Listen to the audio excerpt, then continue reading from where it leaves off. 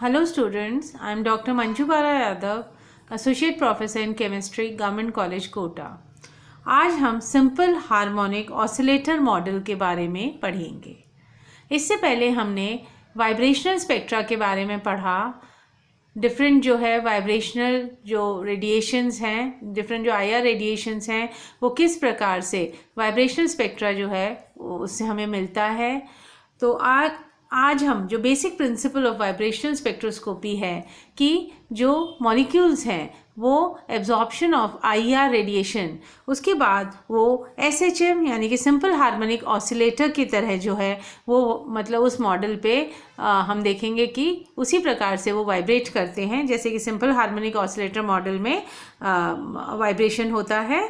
और इस डायग्राम में अगर हम देखें तो ये हमारा जो है दो एटम है, डायटोमिक मॉलिक्यूल है, और इसके बीच में जो इक्विलिब्रियम डिस्टेंस है दैट इज RE।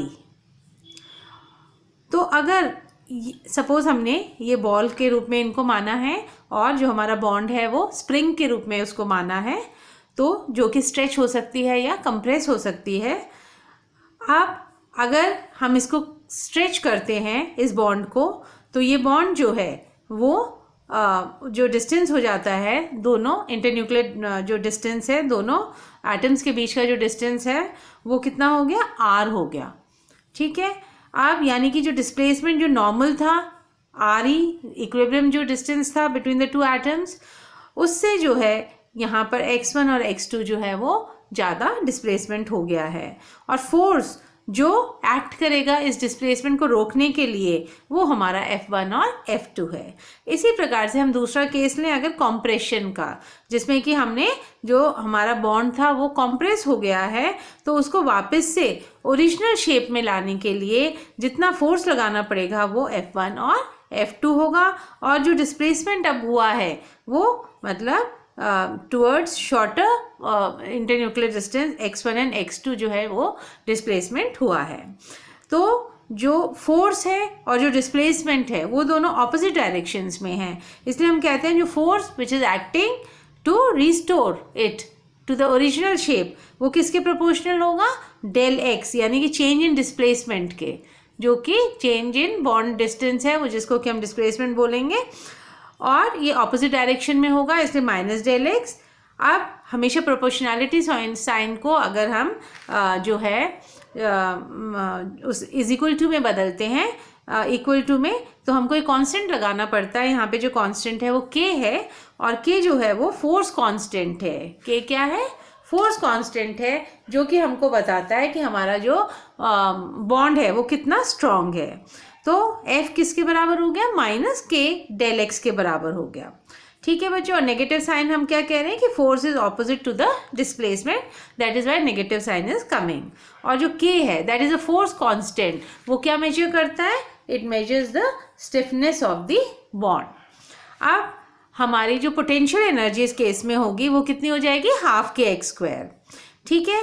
और यहाँ पर जो डिस्प्लेसमेंट है x वो किसके बराबर है, R माइनस RE। जैसे कि हमने यहाँ पे देखा था चेंज जो था जब एक्सपेंशन हुआ था, तो R माइनस RE जो है वो हमारा डिस्प्लेसमेंट उससे आ जाएगा, तो ये हो जाएगा R माइनस RE²। अब अगर हम इस पोटेंशियल एनर्जी वैल्यू को जो है किसमें रख देंगे, श्रोडिंगर वेव इक्वेशन में रख देंगे, तो उससे हमको डिफरेंट जो एनर्जी लेवल्स हैं वो हमको एनर्जी की वैल्यू पुट करने से हमको एनर्जी लेवल्स पता चल जाएंगे। The molecule vibrates with simple harmonic motion with frequency new.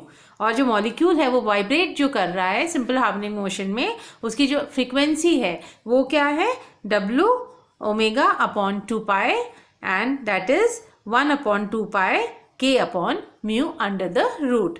K is the force constant, mu is the reduced mass, समानित मास है ये, और ये हमारा फोर्स पल्स स्थिरांक है। अब यहाँ पर आप इस डायग्राम में देखिए कि जैसे जैसे बॉन्ड डिस्टेंस क्या होती जा रही है, बढ़ती जा रही है, बॉन्ड डिस्टेंस जो है इस तरफ हमारी बढ़ रही है, तो वैसे वैसे पोटेंशियल एनर्जी भी क्या होती जा रही है, इंक्रीज होती जा रही है। और जो डिफरेंट एनर्जी लेवल्स हैं, जब हमारी वैल्यू जो है V वाइब्रेशनल क्वांटम नंबर की वैल्यू 0 1 2 3 4 5 होगी, तो जो एनर्जी लेवल्स होंगे वो hν/2, 3hν/2, 5hν/2, 7hν/2 और 9hν/2 इस तरह से होंगे। इनको हम देखेंगे कि किस प्रकार से ये एनर्जी लेवल्स की वैल्यू आई है।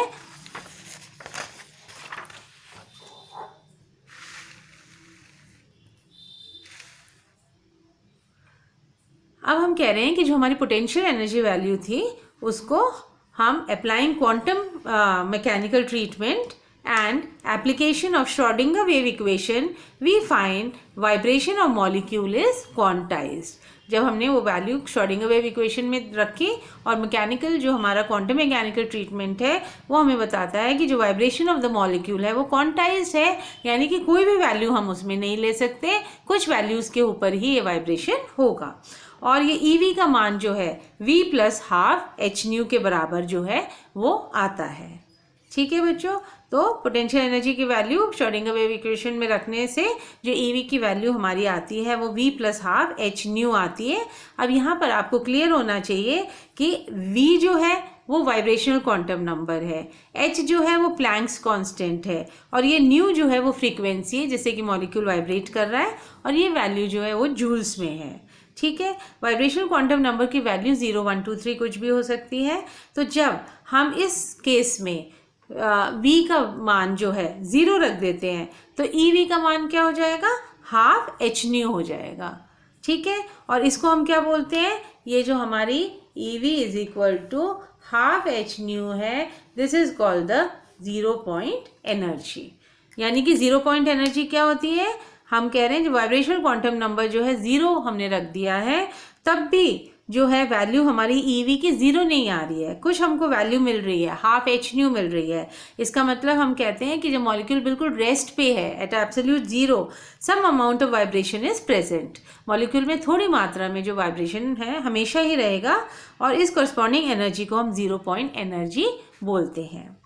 ठीक है, अब अगर हम ट्रांजिशन देखें दो एनर्जी लेवल्स के बीच में, suppose we consider a diatomic molecule which undergoes transition from an upper vibrational level to lower vibrational level। हमारा जो ट्रांजिशन है वो अपर लेवल से और लोअर लेवल में हो रहा है, तो जो चेंज इन वाइब्रेशनल एनर्जी आएगी वो उसका मान क्या हो जाएगा, चेंज इन वाइब्रेशनल एनर्जी, इसका मान क्या हो जाएगा, del EV = V + 1।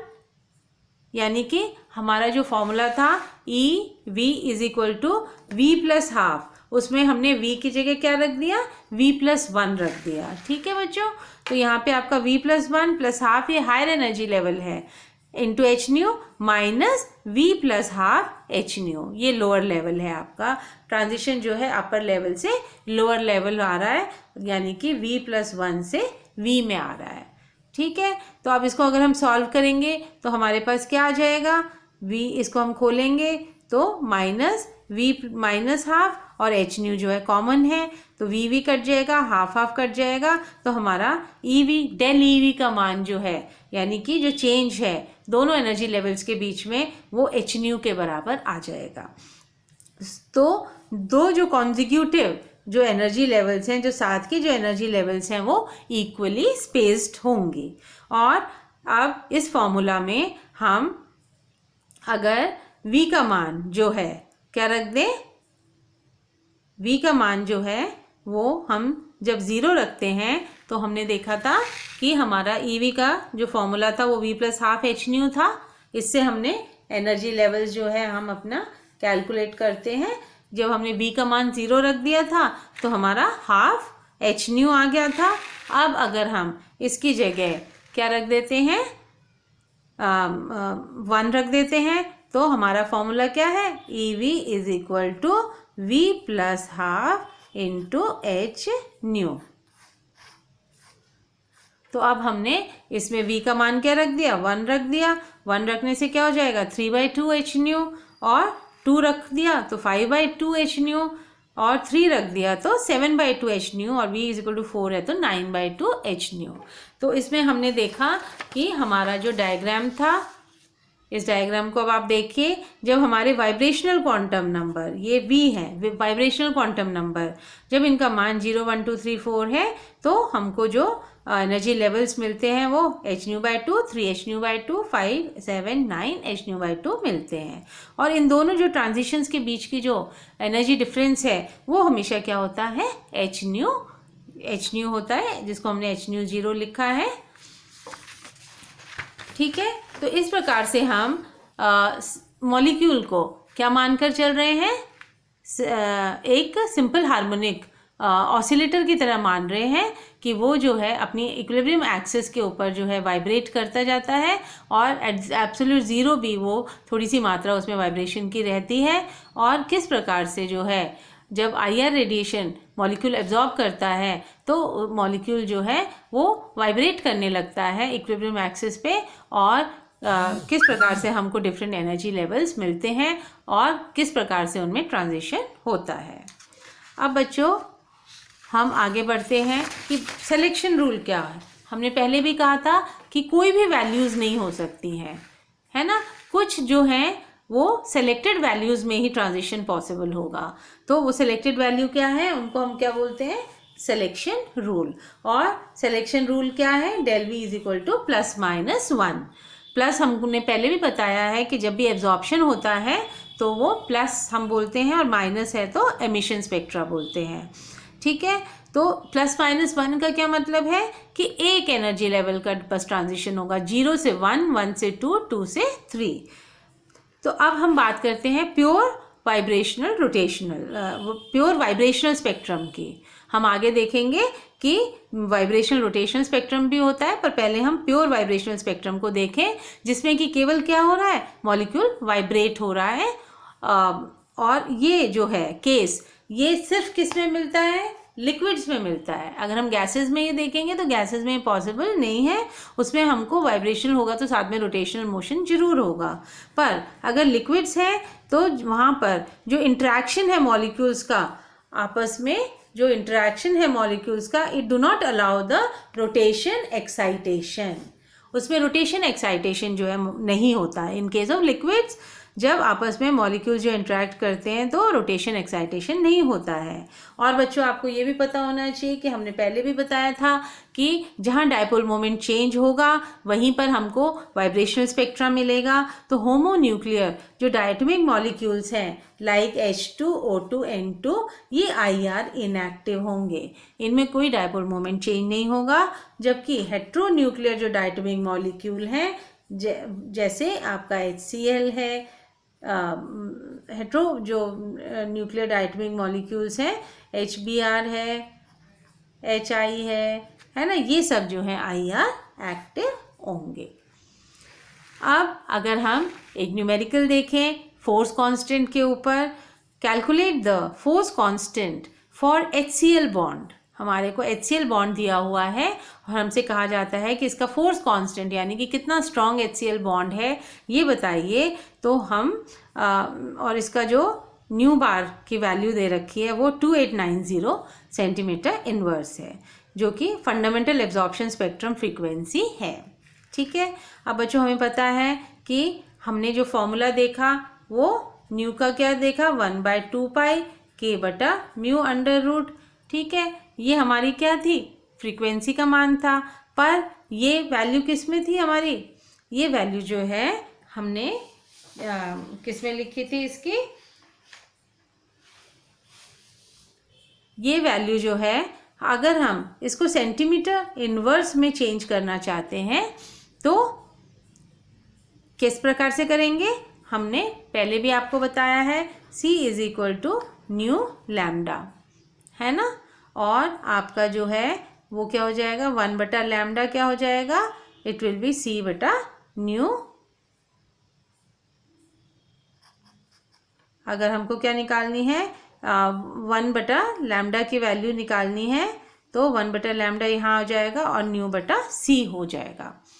ठीक है, इस फॉर्मूले से अगर हम 1/λ निकालेंगे तो इट विल बी μ/c। तो यहाँ पे जो हमारी न्यू की वैल्यू थी उसको अगर हम c से डिवाइड कर देते हैं तो हमारे पास न्यू बार आ जाता है, जो वैल्यू हमको किस में देगा, सेंटीमीटर इनवर्स में देगा।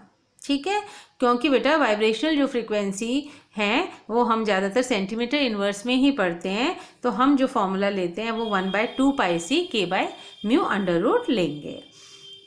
अब इसकी वैल्यू कितनी दी हुई है, 2890 सेंटीमीटर इन्वर्स। अब अगर हम इसको मीटर इन्वर्स में चेंज करना चाहते हैं तो 2890 इंटू 10⁻²⁰ मीटर इन्वर्स में ये वैल्यू हो जाएगी। अब जो वेलोसिटी ऑफ लाइट है वो 3 × 10⁸ मीटर पर सेकेंड होता है, और म्यू जो रिड्यूस मास है वो दोनों के मास है हाइड्रोजन और क्लोरीन एटम के, उनके प्रोडक्ट अपॉन उनके सम के बराबर होता है।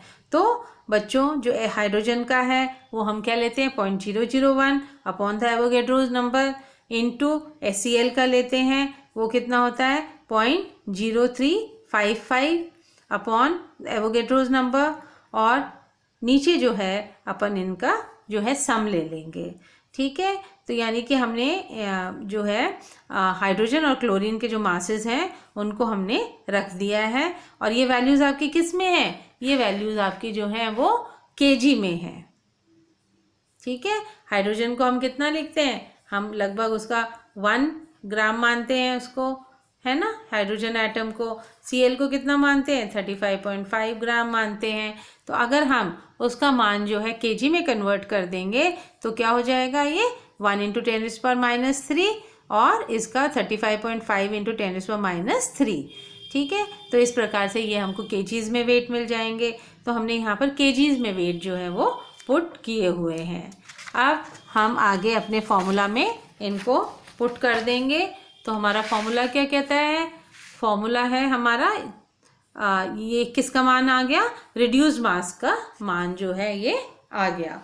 हमने वैल्यू सारी पुट कर दी और इसका मान आ गया 1.615 × 10⁻27 kg। ये क्या है केजी में। ठीक है बच्चों, अब हमारा जो फॉर्मूला था वो क्या था, nu bar is equal to 1/2πc/k/μ ठीक है, तो इस फॉर्मूले को जब हम खोल देते हैं, जब हम इस फॉर्मूले को खोल देंगे तो हमारे पास फॉर्मूला क्या आ जाएगा, हमारे पास फॉर्मूला जो है इसको हमें क्या चाहिए, के का मान चाहिए। ठीक है ना, तो के का मान क्या हो जाएगा, ये आपकी जो फ्रीक्वेंसी है, वेव नंबर जो है आपका, इसका स्क्वायर इंटू 4π²c²। ठीक है, और म्यू जो है आपका, इस फॉर्मूले को अगर हम खोलें तो हमारे पास क्या आ गया, k/μ जो है वो किसके बराबर आ गया, न्यू बार इंटू 2πc के बराबर आ गया। k/μ को खोलेंगे तो इसका स्क्वायर हो जाएगा, स्क्वायर इंटू 4π²c², और हमको k का मान अगर निकालना है तो ये भी इंटू में चला जाएगा यहाँ पर। ठीक है, तो अब हम इस फॉर्मूले में आप देखिए, ये हमारा 4 × π² 3.14 का स्क्वायर इंटू c² 3 × 10⁸ का स्क्वायर इंटू रिड्यूस मास हमारा 1.615 × 10⁻27 kg आ गया, और साथ में हमारा न्यू ये जो वेव नंबर है सेंटीमीटर इन्वर्स में, इसकी वैल्यू हमारी कितनी थी 2890, इसकी वैल्यू क्या गिवन थी 2890 सेंटीमीटर इन्वर्स। तो इसको हमने 2890 किस में कर दिया बच्चों, इसको हमने मीटर इन्वर्स में कर दिया था, है ना, इसको हमने मीटर इन्वर्स में कर दिया था, इसलिए हमारे पास ये वैल्यू आ गई थी इंटू 10⁻² का स्क्वायर। जब हम इसको खोलेंगे तो 4.781 × 10⁻² kg सेकेंड आ जाएगा, और अगर हम इसको 4.781 × 10⁻² kg सेकेंड को न्यूटन पर मीटर में भी कन्वर्ट कर सकते हैं, बोल सकते हैं, और 478.1 न्यूटन मीटर इसको हम लिख सकते हैं अगर हम इससे इसको मल्टीप्लाई कर देते हैं। तो बच्चों फिज़िकल केमिस्ट्री में आपने देखा कि यूनिट्स का बहुत महत्व है। अगर आपने थोड़ी सी भी यूनिट्स पे ध्यान नहीं दिया तो आपकी सारी मेहनत जो है वो वेस्ट हो जाएगी। आप पूरा सिस्टम से काम करोगे पर आपका रिज़ल्ट जो है सही नहीं आएगा। जैसे इस केस में हम और सब चीज़ें तो ध्यान रख लेंगे कि भाई वेलोसिटी ऑफ लाइट मीटर पर सेकेंड में है, ठीक है, और आपने जो है ये आपका मास है केजी में, पर यहाँ अगर आपने चूक कर दी कि भाई ये हमने सीधा यही ले लिया तो वो गलत हो जाएगा। सेंटीमीटर इन्वर्स में नहीं लेना, अपने को मीटर इन्वर्स में लेना है, ठीक है। और तरीके से आप 2 मिनट लगा के अपना फॉर्मूला सही अप्लाई करेंगे तो आपका बहुत कम टाइम, थ्योरी क्वेश्चन में 5 नंबर में आपको काफ़ी ज़्यादा लिखना पड़ेगा, पर न्यूमेरिकल में आपको कम लिख के भी पूरे मार्क्स मिलेंगे। पर बात क्या है, उसमें आपको बिल्कुल कीननेस, उससे ध्यान से सारे वैल्यूज़ को आपको दिमाग में रखना है और फिर उनको फॉर्मूला में पुट करना है। अब हम सेकेंड न्यूमेरिकल अगर देखें, calculate the probable frequency of CH bond in methane. हमको क्या बताना है, जो मीथेन मॉलिक्यूल है आपका, उस मीथेन मॉलिक्यूल में क्या है आपका CH बॉन्ड, उसको हम कंसिडर कर रहे हैं। तो calculate the probable frequency of CH bond in CH4। Force constant and reduced mass are 5 × 10⁻² newton पर मीटर एंड 1.672 × 10⁻27 kg रिस्पेक्टिवली। ठीक है बच्चों, अब पहले तो हमने क्या निकाला था, K का मान निकाला था, ठीक है। अब K का मान तो दे रखा है, रिड्यूस मास का मान भी दे रखा है, अपने को क्या निकालनी है, प्रोबेबल फ्रीक्वेंसी निकालनी है अपने को। तो सबसे पहले तो आप देखिए कि आपको निकालना क्या है। तो हमको यहाँ पे फ्रीक्वेंसी निकालनी है, तो हमारा फॉर्मूला है 1/2πc K/μ², ठीक है। तो इसमें सीधा ये हो जाएगा 1/2 × 3.14 × 3 × 10⁸, और यहाँ पे 5 × 10⁻² और 1.67 × 10⁻27 वैल्यू दी हुई है। तो इसको सीधा रख के आप इसको कैलकुलेट कर सकते हो, 2.902 × 10⁵ मीटर इनवर्स। अब बच्चों अगर आपने इसमें जो है और सारी चीज़ें सही दी हैं, आप यहाँ तक भी अगर लिख देते हैं, इस फॉर्मूले को अगर आप यहाँ तक भी लिख देते हैं, सब्स्टिट्यूट कर देते हैं वैल्यूज़, और आप बाय द वे टाइम नहीं है या आप रिज़ल्ट नहीं निकाल पाते हो सही, तो भी आपको जो है अच्छे मार्क्स जो है मिल जाते हैं। इसी तरह से जो पिछला न्यूमेरिकल था उसमें भी अगर आप फॉर्मूला का कन्वर्जन सही कर रहे हैं, आप सारी चीज़ें सही पुट कर रहे हैं, पर रिज़ल्ट तक आप नहीं पहुंच पाए, तो भी आपको जो है 3/4 मार्क्स जो है उसमें मिल जाते हैं। तो शुरू से ही अपने न्यूमेरिकल के ऊपर आप कमांड रखिए, बिल्कुल डरना नहीं है। बायो के बच्चे जो हैं न्यूमेरिकल से थोड़ा दूर भागते हैं, तो वो एक गलत उनका इम्प्रेशन है। आप शुरू में आदमी कुछ भी कैसे नहीं कर सकता, अगर अपन सोच लें तो कुछ भी कर सकते हैं। इसलिए शुरू से ही आप अपने न्यूमेरिकल्स के ऊपर खूब स्ट्रांगली जो है ध्यान दीजिए, और आप देखिए कि 20% पेपर जो है आपको न्यूमेरिकल्स का मिलता है फिजिकल केमिस्ट्री में, उसमें आप फुल मार्क्स स्कोर कर सकते हो। Thank you.